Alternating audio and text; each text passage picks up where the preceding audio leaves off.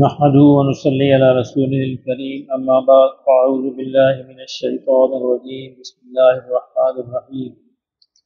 ولو يعجل الله للناس الشر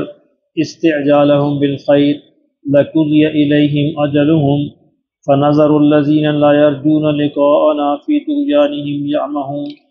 وإذا مس الإنسان الضر دعانا لجنبه أو قائدا أو قائما فلما كشفنا عنه ضره مر كأن لم يدعنا إلى ضر مسه كذلك زين للمسرفين ما كانوا يعملون ولقد أهلكنا القرون من قبلكم لما ظلموا وجاءتهم رسلهم بالبينات وما كانوا ليؤمنوا كذلك نجزي القوم المجرمين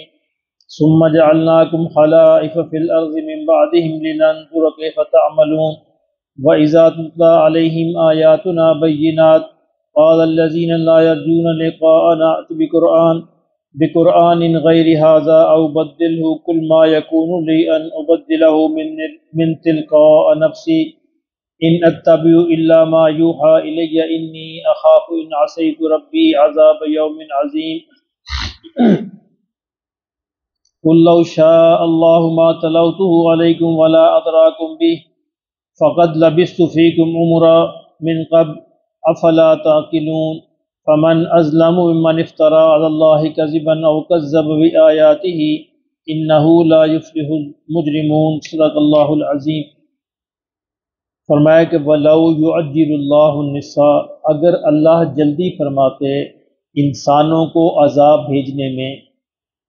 استعجالہم بالخیر، جس طرح اللہ انسانوں کو رحمت بھیجنے میں جلدی کرتے ہیں، یعنی اللہ کا قانون یہ ہے کہ اللہ انسانوں کو بھلائی، خیر اور رحمت بھیجنے میں جلدی کرتے ہیں، اور عذاب اور تکلیف اور مصیبت اس طرح کی چیز بھیجنے میں دیر کرتے ہیں۔ اللہ فوری نہیں بھیجتے، انسانوں کا انتظار کرتے ہیں کہ شاید وہ توبہ کر لیں، شاید توبہ کر لیں، شاید توبہ کر لیں۔ اللہ نے فرمایا کہ جو اللہ کا قانون ہے، اگر اللہ عذاب بھیجنے میں جلدی کرتے جس طرح کہ وہ رحمت بھیجنے میں جلدی کرتے ہیں، لَقُضِيَ إِلَيْهِمْ أَجَلُهُمْ، تو ان کی مہلت کب کی ختم ہو چکی ہوتی، عذاب آ چکا ہوتا، یہ ختم ہو چکے ہوتے، لیکن چونکہ اللہ کی رحمت ہے کہ وہ اس کو دیر فرماتے ہیں، اس لیے یہ بچے ہوئے ہیں۔ فَنَظَرُ الَّذِينَ لَا يَرْجُونَ لِقَاءَنَا فِي طُغْيَانِهِمْ يَعْمَهُونَ، فرمایا کہ یہ لوگ جو ہیں جن کو ہم سے ملنے کی امید نہیں ہے، یعنی جو آخرت پر مکمل اعتماد اور یقین نہیں رکھتے، ان کو ان کی سرکشی میں بھٹکنے کے لیے ہم چھوڑ دیتے ہیں۔ چھوڑ دیں آپ ان کو، یہ اپنی سرکشی میں بھٹکتے رہیں، اندھے بنے رہیں، اللہ پھر ان کو ایک دم پکڑے گا، اور پھر ایسا پکڑے گا کوئی چھڑانے والا نہیں ہوگا۔ وَإِذَا مَسَّ الْإِنسَانَ ضُرٌّ، فرمایا جب انسان کو کوئی تکلیف پہنچتی ہے، دعانا لِجَنبِهِ، تو وہ لیٹے ہوئے بھی ہمیں پکارتا ہے، او قائدن، بیٹھے بھی پکارتا ہے، او قائمن، کھڑے بھی پکارتا ہے، یعنی جب تکلیف آتی ہے تو پھر ہر حال میں ہمیں بلاتا ہے، پکارتا ہے۔ فلما کشفنا عنہ ضرہ، اور جب تکلیف ہم اس کی دور کر دیتے ہیں، مر کأن لم یدعنا اذا ضر مسہ، تو وہ پھر ایسے منہ موڑ کے چل دیتا ہے جیسے کبھی اسے تکلیف پہنچی نہیں۔ یہ انسان کی یہ بدقسمتی ہے کہ انسان جو اچھے حالات میں اللہ کو یاد نہیں رکھتا، برے حالات میں یاد کرتا ہے۔ فرمایا فرشتے یہ کہتے ہیں جو انسان اچھے حالات میں اللہ کو یاد رکھتا ہے ہمیشہ، تو جب اس پر برے حالات آتے ہیں تو فرشتے کہتے ہیں یہ مانوس آواز ہے، یہ ہمیشہ ہمیں یہ آواز آیا کرتی تھی، چنانچہ اس کی دعاؤں پر آمین کہتے ہیں۔ لیکن جو کبھی کبھی پکارتا ہے اور پھر جب برے حالات آ جائیں پھر پکارتا، کہتے ہیں یہ نامانوس آواز ہے، یہ آواز ہم جانتے نہیں، اس کی آوازوں پر، دعاؤں پر آمین نہیں کہتے۔ اس لیے ہر حال میں اللہ کو یاد رکھنا چاہیے۔ تو اللہ نے فرمایا کہ جب انسان پر کوئی مصیبت آتی ہے تو پھر یہ کھڑے بیٹھے لیٹے ہم کو پکارتا ہے، اور جب مصیبت دور ہو جاتی ہے تو یہ ایسے بھول جاتا ہے جیسے کبھی ہمیں پکارا ہی نہیں تھا۔ كَذَلِكَ زُجِّنَ لِلْمُسْرِفِينَ مَا كَانُوا يَعْمَلُونَ، فرمایا کہ جو لوگ حد سے بڑھنے والے ہیں، اس طرح کی حرکتیں کرنے والے ہیں، ان کے لیے ان کے اعمال کو ہم مزین کر دیتے ہیں، یعنی وہ اپنے اعمال کو سمجھتے ہیں کہ بڑے اچھے ہم کام کر رہے ہیں، انہی کے اندر لگے رہتے ہیں، اور انہی کے اندر لگے لگے وہ آخرت میں پہنچ جاتے ہیں اور ختم ہو جاتے ہیں۔ وَلَقَدْ أَهْلَكْنَا الْقُرُونَ مِنْ قَبْلِكُمْ لَمَّا ظَلَمُوا، فرمایا کہ ہم نے تم سے پہلے بھی، قریش کو بتایا جا رہا ہے، کہ ہم نے تم سے پہلے بھی قوموں کو ہلاک کیا ان کے ظلم کی وجہ سے۔ ظلم کیا تھا کہ پیغمبر کو پہچان لیا لیکن اس کی بات نہیں مانی، یہ ظلم تھا۔ اور قریش بھی یہی کر رہے تھے کہ پیغمبر کو پہچان لیا لیکن بات نہیں مان رہے تھے۔ وَجَاءَتْهُمْ رُسُلُهُم بِالْبَيِّنَاتِ وَمَا كَانُوا لِيُؤْمِنُوا، فرمایا ان لوگوں کے پاس جو ہے رسول جو ہے بڑی کھلی ہوئی نشانیاں لے کر آئے تھے لیکن وہ ایمان نہیں لائے۔ كَذَلِكَ نَجْزِي الْقَوْمَ الْمُجْرِمِينَ، میں اسی طرح ہم پھر مجرمین جو ہیں جو رسولوں کو نہ ماننے والے ہیں ان کو ہم اسی طرح سزا دیتے ہیں۔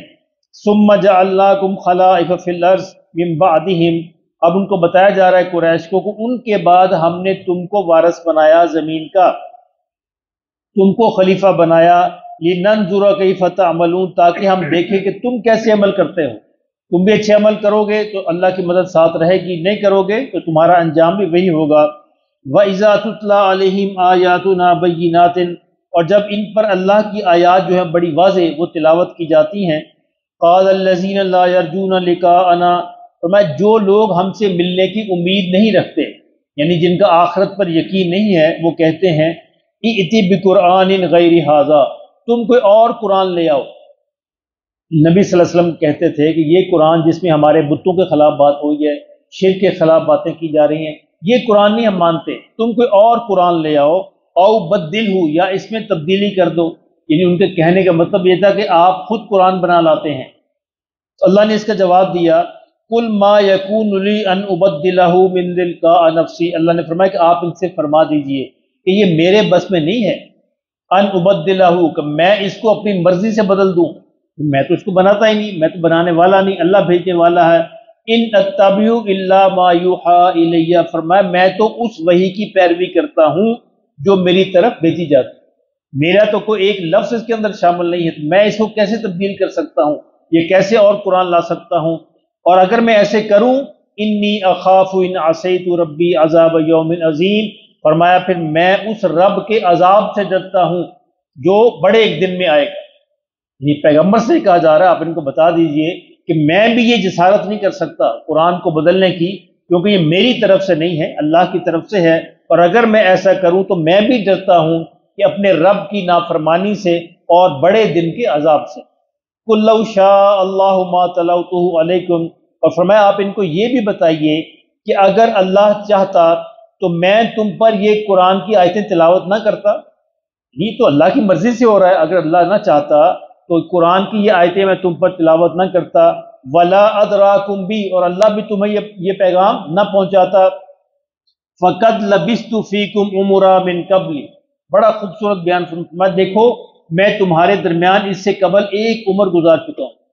40 برس گزار چکا ہوں، تمہارے درمیان رہا ہوں، کیا تم نے 40 برس مجھ سے کوئی اس طرح کی بات سنی ہے جس طرح کلام میں اب کرتا ہوں؟ یعنی کس طرح ممکن ہے ایک بندہ 40 برس خاموش رہے اور 40 برس کے بعد یکدم ایک دن اٹھے کھڑا ہو کہ مجھ پر وحی آئی اور یہ کلام؟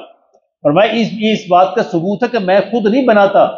فَقَدْ لَبِثْتُ فِيكُمْ عُمُرًا مِنْ قَبْلِ، میں اس سے پہلے تمہارے ہی درمیان رہا ہوں اور ایک لمبا عرصہ گزارا ہے، افلا تعقلون، کیا تم لوگ عقل سے کام نہیں لیتے؟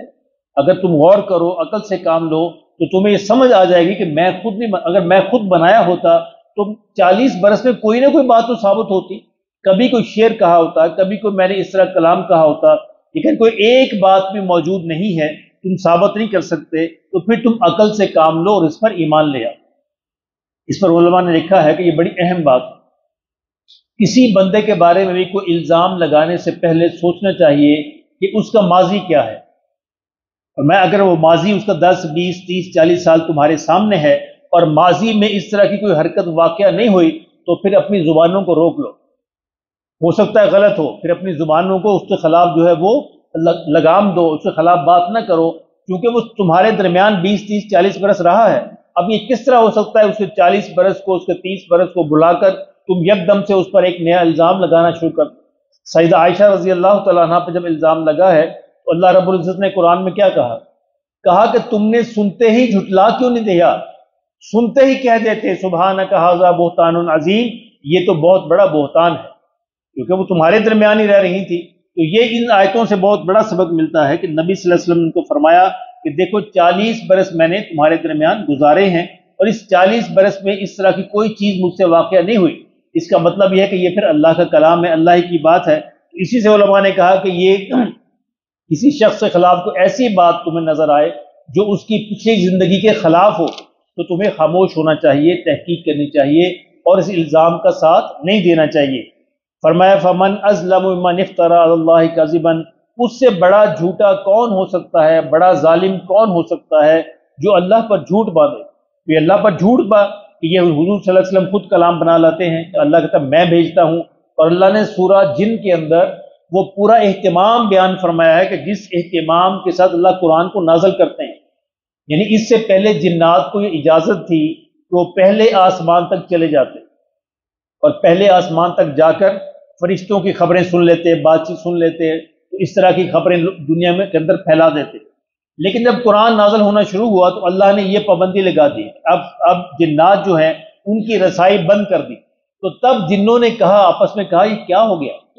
یہ ہم پر پابندی کیوں لگ گئی؟ اب دیکھو کوئی چیز واقع ہوئی ہے، یہ کائنات میں کوئی ایسا واقعہ رونما ہوا ہے جس کی وجہ سے اللہ نے ہم پر پابندی لگائی ہے۔ پھر اس موقع پر جنات نے پوری زمین پر گردش کرنی شروع کی، تلاش کیا، گشت کیا، تو نبی صلی اللہ علیہ وسلم کو قرآن پڑھتے ہوئے سنا۔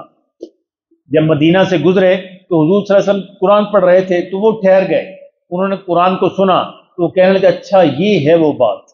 جس کی وجہ سے ہم پر پابندی لگی، کیونکہ اس طرح کلام تو ہم نے پہلے کبھی سنا ہی نہیں، اس کلام کی وجہ سے اللہ نے ہم پر پابندی لگائی ہے۔ تو اللہ نے فرمایا ہم نے تو اس کو اتنے اہتمام سے نازل کیا ہے، تو اس سے بڑا ظالم کون ہوگا جو ہم پر یہ جھوٹ باندھے، او کذب بآیاتی، یا ہماری آیتوں کو جھٹلا دے، انہ لا یفلح المجرمون، فرمایا اس طرح کے مجرم جو ہے اللہ ان کو فلاح نصیب نہیں فرمائیں گے۔ اللہ پاک ہمیں سیدھے راستے پر قائم رکھے۔